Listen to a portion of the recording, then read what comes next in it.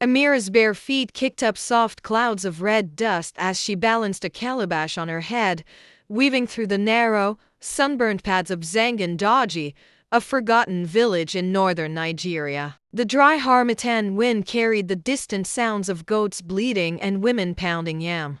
This was the only life she had ever known, simple, harsh, and invisible to the outside world. Her guardian, Baba Lami, a frail but wise herbalist, had taken her in as a baby, never speaking of her parents except to say her mother died too soon and her father was a shadow that never stood still. Life in the village was survival, not living. Amira spent her days gathering herbs for Baba Lami, grinding roots, and nursing him through coughing fits that had worsened with age. He was all she had, and the only family she'd ever known. But Amira was not like the other girls. Her eyes held a fire, her questions too sharp, her dreams too loud. She often found herself staring into the horizon, wondering what existed beyond the jagged hills and radio static. On the eve of her 21st birthday, as she cleaned out Baba Lami's old wooden trunk, she discovered something strange beneath a pile of moth-eaten wrappers, a sealed envelope with her name, Amira Yusuf, written in a shaky, unfamiliar hand. She stared at it, heart pounding. She had never received a letter in her life. The paper felt ancient, the seal nearly crumbling under her fingers. When she opened it, her world cracked. Amira, if you are reading this, then I am gone. You are not who you think you are. Your father is Oba Yusuf Olanrawa, the man who owns half of Lagos.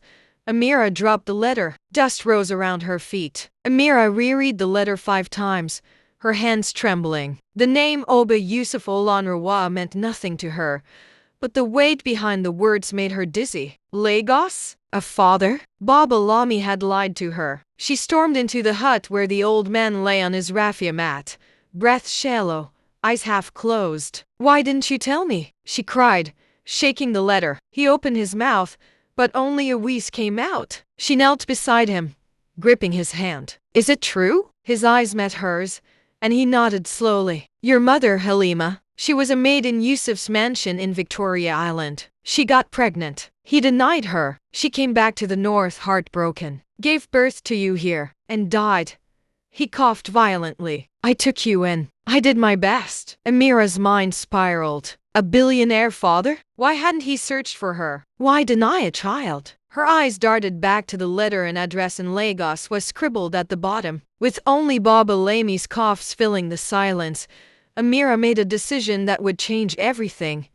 She would find this man. She would find her father. The next morning, Amira borrowed a faded hijab and packed her belongings into a raffia bag, 2 wrappers, a Bible, the letter, and a bottle of shea butter. Baba Lami pressed a few crumpled Naira notes into her hand before drifting into sleep again. Go, find your truth, he whispered. Zangandaji had no buses. Amira hitched a ride in the back of a lorry transporting yams. For hours, she bumped along the winding roads, passing baobab trees and villages she'd never heard of. She didn't sleep. Her mind replayed every word of the letter. She thought of Lagos, the city of lights and traffic, of wealth and secrets. Could she really belong there? At dusk, the lorry dropped her at the outskirts of Kaduna. There, she boarded a bus heading south. The further they drove, the more foreign everything felt. Glossy billboards, wide roads, people speaking rapid Yoruba mixed with English, it all overwhelmed her. But Amira clung to the paper in her pocket. She wasn't a lost girl anymore. She was a daughter, and someone out there owed her an explanation. 2 days later, dusty and exhausted, Amira stood in front of an iron gate as tall as a building. The house beyond it was massive, surrounded by trimmed hedges and guards in black. Yusuf Olanrawa Estates. Her throat tightened. She approached the gate, but before she could speak, a security guard in dark shades stepped forward. What do you want? He barked. Amira tried to steady her voice. I'm looking for Oba Yusuf. He is my father. The man burst into laughter. Your father? You must be mad. Go away! She held up the letter, but he slapped it from her hand. People like you always show up here. Fake daughters. Gold diggers. Get lost. As he raised his walkie-talkie, Amira backed away, heart pounding. So this was Lagos glamour and guards, but no welcome. She gathered her letter from the ground and sat under a tree nearby. She wasn't going back. If this was her father's world, she would break into it even if it meant war. Amira slept outside the mansion's gate for 2 nights, surviving on street akara and sachet water. On the 3rd day, her luck changed. A sleek black SUV pulled up, and a woman in red heels stepped out. She wore a lace buba and jewel that screamed money. Her eyes scanned Amira like a hawk spotting prey. "You again?" she asked the guard. "She says she's his daughter," the guard replied with a scoff. The woman walked up to Amira. "What's your name?" "Amira." "And your mother?" "Halima." A strange flicker passed through the woman's eyes. "Come with me," she said. The gates opened, and Amira stepped inside the compound for the first time. Her knees felt weak, not just from hunger but from something deeper, fear, maybe hope. The woman, who introduced herself as Madame Abik, led her to a guest room. "Stay here, but don't go around saying foolish things. This house is not safe for dreamers." Amira's heart dropped. What did she mean? Why was the house dangerous? The mansion smelled of imported air fresheners and secrets. Amira sat silently in the guest room, her eyes drawn to the family portraits on the wall. In the largest frame stood a dark-skinned man in a white agbada, regal, proud, distant. Oba Yusuf Olanurwa, her father. She barely slept that night. The next morning, a steward brought her rice and stew and told her to wait. She waited until dusk. Finally, Madame Abik returned. "He will see you now," she said, tight-lipped. Amira followed her down a marble corridor to an office with walls lined in books and gold-trimmed certificates. There he was, sitting behind a glass desk, reading a file. He didn't look up. "Who told you to come here?" I got a letter," she stammered. "From Baba Lamy. My mother was Halima." At that, his eyes snapped to hers. A long silence. Then, "Leave." Amira's heart sank. "You knew her, didn't you?" "She was a mistake," he replied coldly. "This conversation is over."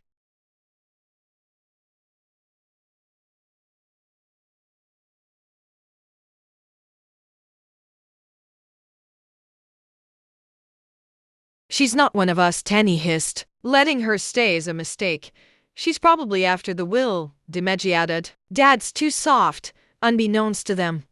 The will had already been changed. A week before Amira arrived, Yusuf had received a letter from Baba Lamy. It had shaken him, but guilt and ego made him cruel, not kind. Now, the children were panicking because if Amira was real, they all had something to lose. 2 days later, Amira collapsed after eating her breakfast. A steward rushed her to the clinic in the estate. "Food poisoning," the doctor said. But Amira, now alert, knew it was no accident. Someone wanted her gone that night. She packed her things to leave, but Madame Abik intercepted her. "They think removing you will fix everything. Fools. They don't understand legacy." "Why are you helping me?" Amira asked. "Because your mother saved me once. I owe her," she replied. "But listen carefully, if you leave now, you'll never get a second chance. And you have a right to that name." Madame Abik handed Amira a USB drive. "Your father recorded a video. He never meant to show it. But it's your key." The next morning, the family lawyer summoned everyone. Yusuf had been admitted to the hospital the night before a stroke. He was alive, but unresponsive. The lawyer, per his instruction, had been asked to update the family on his will. Amira entered the grand hall wearing a simple wrapper and head tie, head held high. The children rolled their eyes. "This is nonsense," Razak said. "She's not family." The lawyer cleared his throat. Per the updated will, dated 1 week ago, 25% of the Olanurwa estate is to be held in trust for Amira Yusuf, provided she completes a DNA confirmation and a public heritage claim within 72 hours. The room erupted. Amira took the DNA test that same day. The results came back positive, 99.8% match. She was, without question, the daughter of Oba Yusuf Olanurwa.